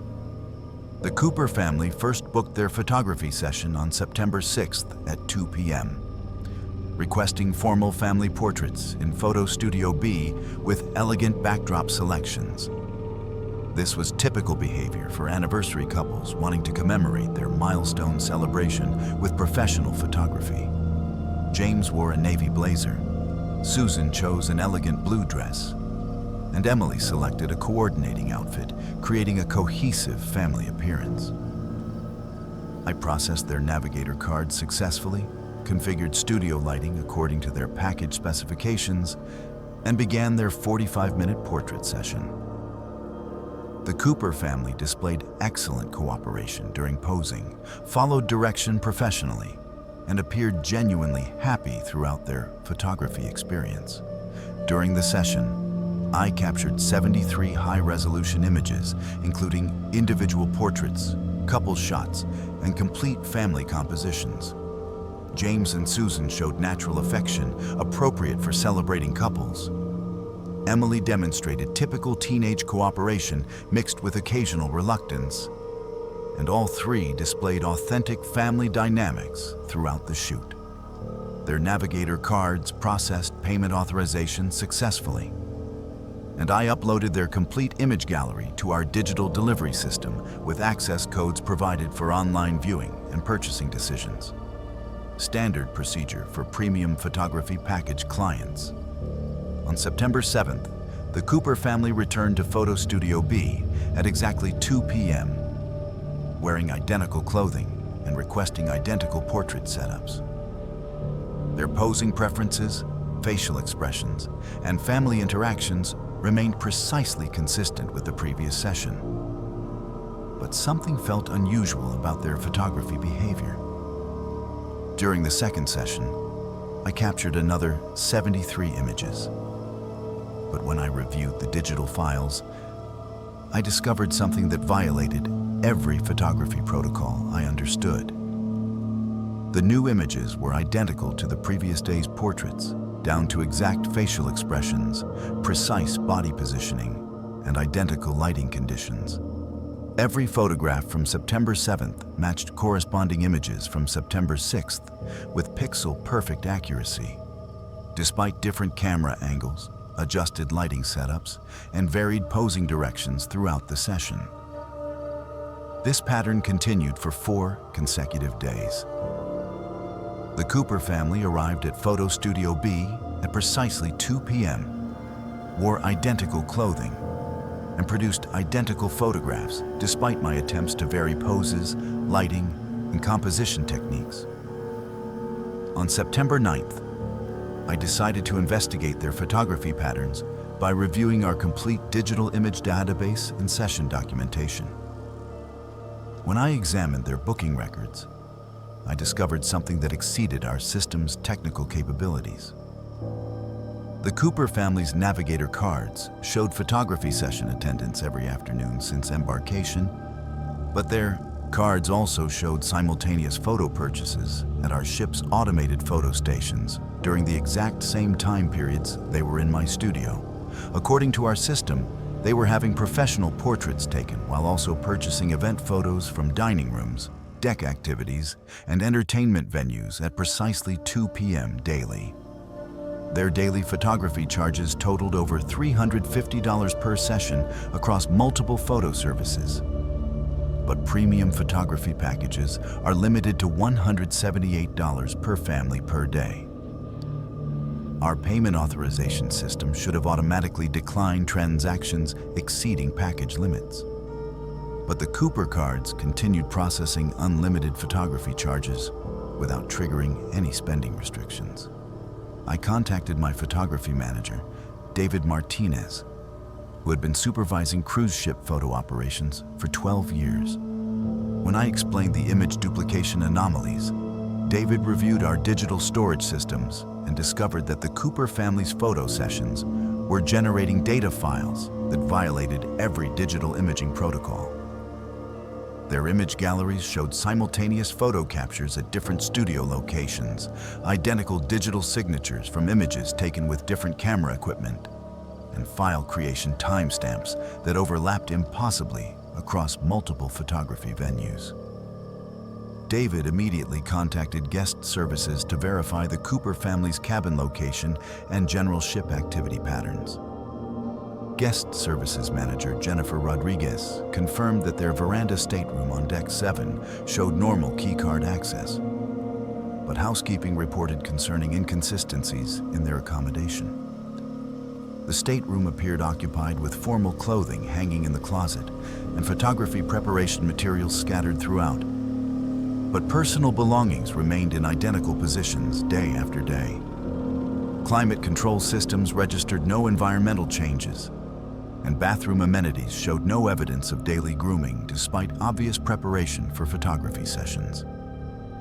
David contacted ship security, and Security Chief Michael Chen arrived to investigate the impossible photography patterns. He reviewed our digital imaging systems and discovered that the Cooper family's photo sessions were generating technical data that exceeded our equipment's capabilities. Their image files contained metadata showing simultaneous photo captures with different cameras, lighting readings from equipment that hadn't been used, and digital processing stems from software that wasn't installed on our systems. Security Chief Chen immediately pulled surveillance footage from Photo Studio B showing Cooper family sessions. What we discovered challenged every photography protocol and guest monitoring system we had in place. The cameras clearly showed James, Susan, and Emily Cooper posing for portraits during multiple sessions simultaneously. Identical clothing, identical expressions, and identical family dynamics across different studio setups at the same time. Our facial recognition software confirmed positive identification matches, but the footage showed the same 3 people present in photography studios that were being used by other families during overlapping appointments. Security Chief Chen contacted the ship's bridge and requested permission to conduct a comprehensive guest investigation with technical staff present.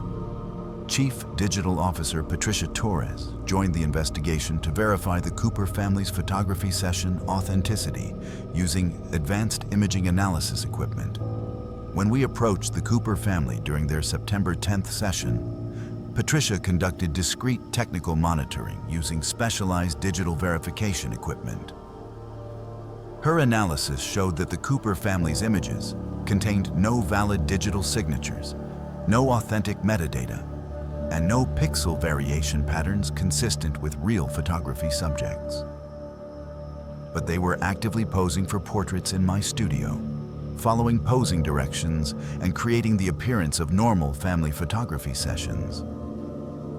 Digital analysis equipment showed no authentic image capture occurring despite normal camera operation and lighting systems.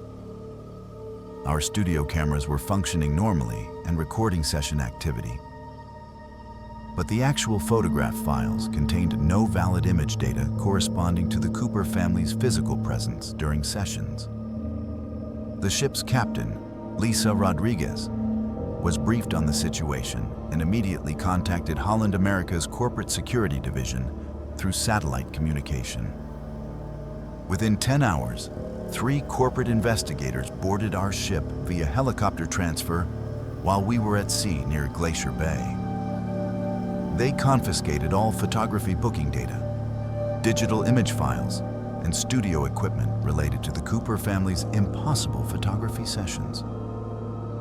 Every photo staff member involved was required to sign additional confidentiality agreements under threat of immediate termination and legal prosecution. The official incident report classified the situation as a photography management system malfunction, causing duplicate image files and false session records. The Cooper family's photography charges were credited back to a technical adjustment account. Their navigator cards were deactivated, and their remaining photo appointments were canceled. But the corporate investigation revealed information that made the situation more disturbing. When they contacted guest services in Denver to verify the Cooper family's booking information, they discovered that James, Susan, and Emily Cooper had died in a mountain climbing accident 6 months earlier while planning their Alaska cruise anniversary celebration. According to Colorado search and rescue records, all 3 had been killed in an avalanche while hiking in Rocky Mountain National Park to scout photography locations for their upcoming cruise. But someone using their identities had been posing for professional portraits aboard our ship, pursuing the anniversary memories they had never lived to create. 2 weeks later, I received calls from ship photographers on Princess Grand Princess and Celebrity Solstice. Both reported identical guests booking identical photography sessions with identical image duplication anomalies at exactly 2 p.m. daily. When they described the Cooper family from Denver and their consistent formal portrait preferences, my hands began trembling. The same 3 people who had died in Colorado were apparently continuing their anniversary photography sessions across multiple ships and cruise lines. I requested transfer to event photography operations, where sessions are spontaneous and family portrait dynamics don't create emotional connections with regular clients. I no longer coordinate formal studio sessions, and I avoid photographing guests who maintain identical poses and expressions session after session. But sometimes during studio preparation, I notice that Photo Studio B has subtle equipment adjustments and lighting configurations as if recently used for sessions I never conducted. The camera settings show recent activity, and occasionally I find pose direction cards left behind from photography sessions I never supervised. And when I review our monthly photography reports, those phantom sessions always appear in our sales summaries with navigator card authorization from accounts belonging to people who should never be creating vacation memories aboard our ship. This account has been cross-verified with Holland America New Statendam employment records, photography booking system documentation, Colorado search and rescue death certificates for the Cooper family, and corporate security investigation files. Rachel Torres continues working for Holland America, but has never publicly discussed this incident until now. Deep within the medical center aboard MSC Seashore during an 11-day Caribbean cruise from Miami to Barbados, veteran ship's nurse, Jennifer Walsh, would encounter patient care patterns that maritime medical experts and Coast Guard health investigators are still trying to explain. Jennifer Walsh had been working cruise ship medical services for 14 years, providing patient care and emergency response across Carnival, Royal Caribbean, and MSC cruise lines. She held certifications in emergency nursing, maritime medicine protocols, and critical care procedures, treating over 16,500 passengers annually across Caribbean and Mediterranean routes. But what she discovered in Medical Bay Treatment Room 3 during what should have been routine patient consultations would change everything she understood about medical record systems, treatment documentation protocols, and the basic reality of who's actually receiving the medical care she was responsible for providing. This incident was reported through MSC Cruise Line employment records and cross-verified with medical treatment databases, patient tracking systems, and U.S. Coast Guard maritime health investigation reports. Jennifer Walsh begins her story. I'm a 42-year-old ship's nurse from Miami, Florida, and I've been working cruise ship medical services for 14 years. I hold certifications in emergency nursing, maritime medicine protocols, and critical care procedures. I've treated everything from minor seasickness to complex cardiac emergencies, managing medical care for ships carrying up to 5,400 passengers and ensuring every patient receives professional health care according to international maritime medical standards. In 14 years, I thought I understood every aspect of passenger medical care until I treated the Anderson family during our October Caribbean sailing. It was October 22nd, 2024. During our 11-day Caribbean route from Miami to Barbados with stops in Cozumel, Jamaica, and Aruba, we had 4,892 passengers aboard with our medical facility operating at typical autumn season capacity. According to our guest services system, the Anderson family from Phoenix, Arizona consisted of Charles Anderson, age 63, his wife Nancy, age 60, and their son Michael, age 35, celebrating Charles's retirement with their first extended Caribbean cruise experience. Premium medical coverage including unlimited consultations, prescription medication access, and emergency treatment authorization totaling $450 for comprehensive voyage protection. The MSC Seashore features a fully equipped medical center with 12 treatment rooms, diagnostic equipment, and pharmaceutical services capable of handling 200 patient visits daily.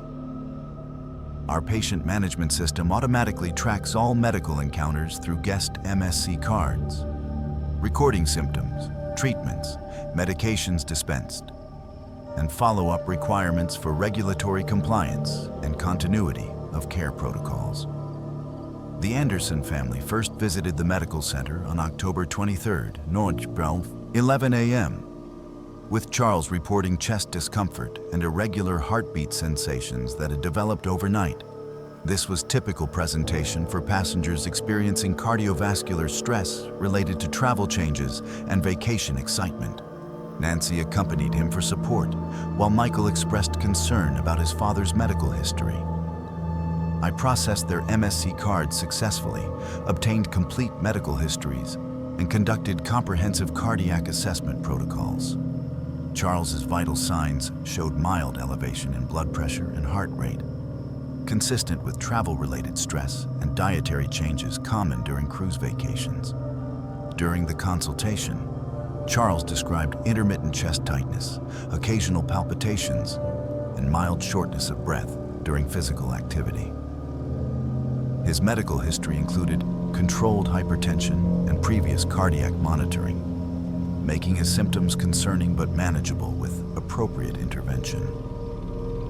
I administered EKG monitoring, blood pressure assessment, and oxygen saturation testing. The results showed minor cardiac irregularities requiring medication adjustment and activity modification, but nothing indicating immediate emergency intervention. I prescribed cardiac medication, recommended dietary restrictions, and scheduled follow-up appointment for October 25th. Their MSC cards processed medical charges successfully, and I documented complete treatment records in our patient database with instructions for ongoing monitoring and medication compliance. Standard procedure for passengers with cardiac concerns requiring continued care.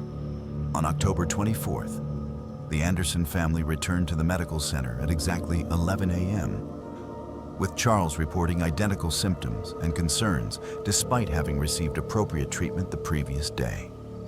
Nancy provided identical support responses, and Michael expressed identical concerns about his father's condition using precise wording from the previous consultation. During the second visit, I conducted identical diagnostic procedures and obtained identical test results. Despite different medical equipment and varied assessment techniques, Charles's EKG readings, blood pressure measurements, and oxygen saturation levels matched the previous day's results with numerical precision that should have been medically impossible. This pattern continued for 5 consecutive days. The Anderson family arrived at the medical center at precisely 11 a.m., reported identical symptoms, underwent identical assessments, and received identical treatment recommendations despite progressive medical intervention and varying health conditions. On October 27th, I decided to investigate their medical patterns by reviewing our complete patient database and treatment documentation. When I examined their medical records, I discovered something that violated every healthcare protocol I understood. The Anderson family's MSC cards showed medical center visits every morning since embarkation, but their cards also showed simultaneous medical consultations at our ship's pharmacy and wellness center. During the exact same time periods, they were in treatment room 3. According to our system, they were receiving medical care while also purchasing medications and wellness services at precisely 11 a.m. daily.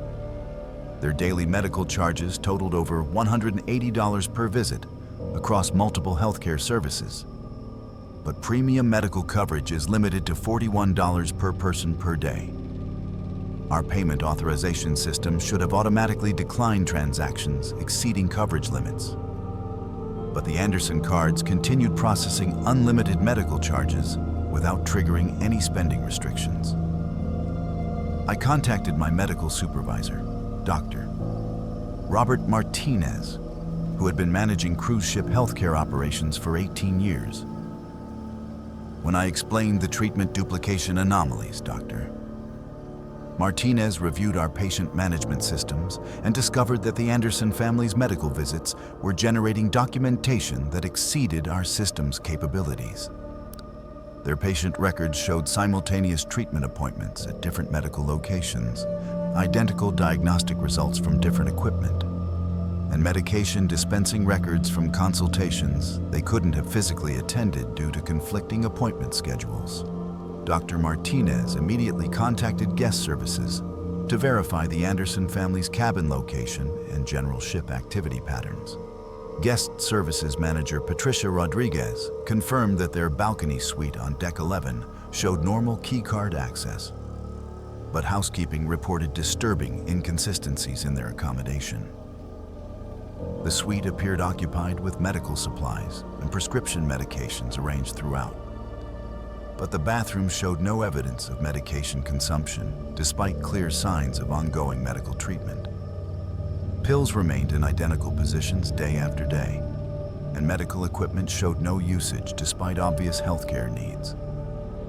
Dr. Martinez contacted ship security, and Security Chief Michael Chen arrived to investigate the impossible medical patterns. He reviewed our patient tracking systems and discovered that the Anderson family's medical visits were generating clinical data that exceeded our equipment's diagnostic capabilities.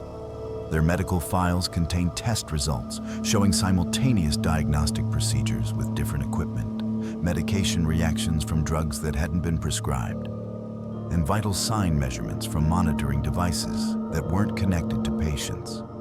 Security Chief Chen immediately pulled surveillance footage from the medical center showing Anderson family visits.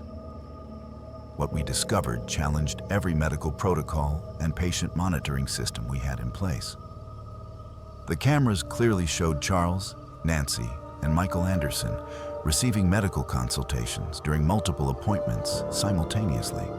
Identical clothing, identical medical complaints, and identical family dynamics across different treatment rooms at the same time. Our facial recognition software confirmed positive identification matches. But the footage showed the same 3 people present in medical facilities that were treating other patients during overlapping appointments. Security Chief Chen contacted the ship's bridge and requested permission to conduct a comprehensive investigation with medical staff present. Chief Medical Officer Dr. Lisa Torres joined the investigation to verify the Anderson family's medical conditions using advanced diagnostic equipment. When we approached the Anderson family during their October 28th appointment, Dr. Torres conducted comprehensive medical monitoring using specialized diagnostic equipment.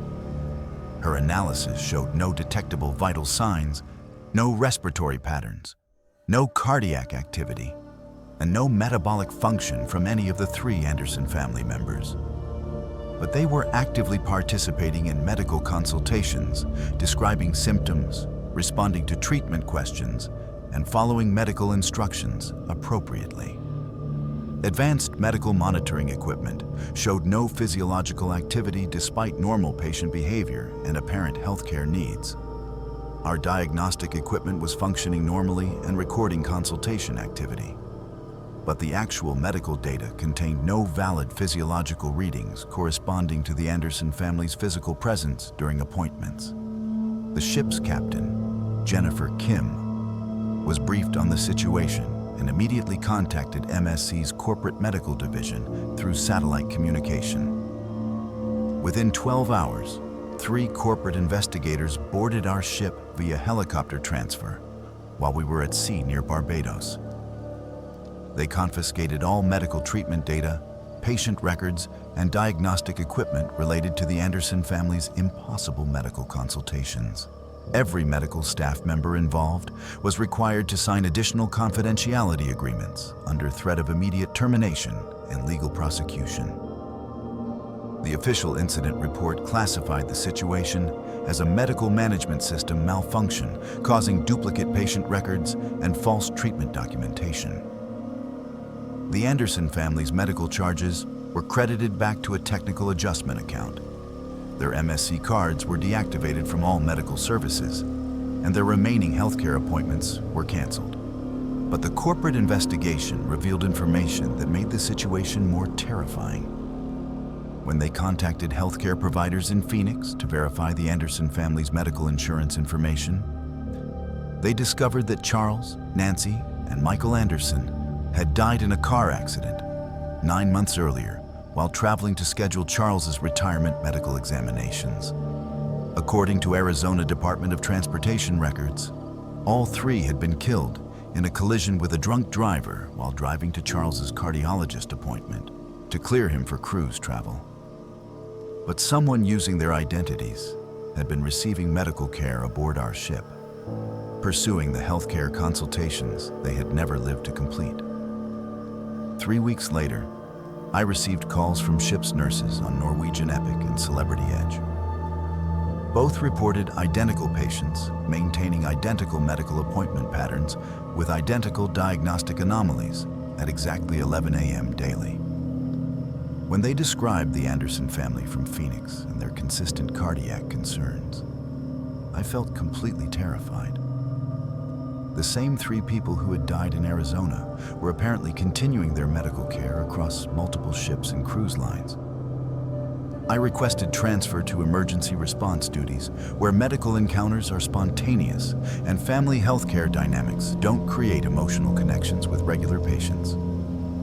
I no longer coordinate routine medical consultations, and I avoid treating patients who maintain identical symptoms and medical concerns appointment after appointment.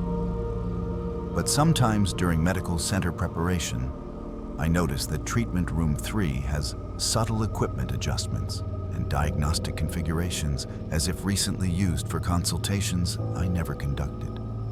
The medical monitors show recent activity, and occasionally I find patient instruction sheets left behind from appointments I never supervised. And when I review our monthly medical reports, those phantom consultations always appear in our treatment summaries with MSC card authorization from accounts belonging to people who should never be receiving health care aboard our ship. This account has been cross-verified with MSC Seashore employment records, Medical Center patient database documentation, Arizona Department of Transportation death certificates for the Anderson family, and corporate medical investigation files. Jennifer Walsh continues working for MSC Cruise Line, but has never publicly discussed this incident until now.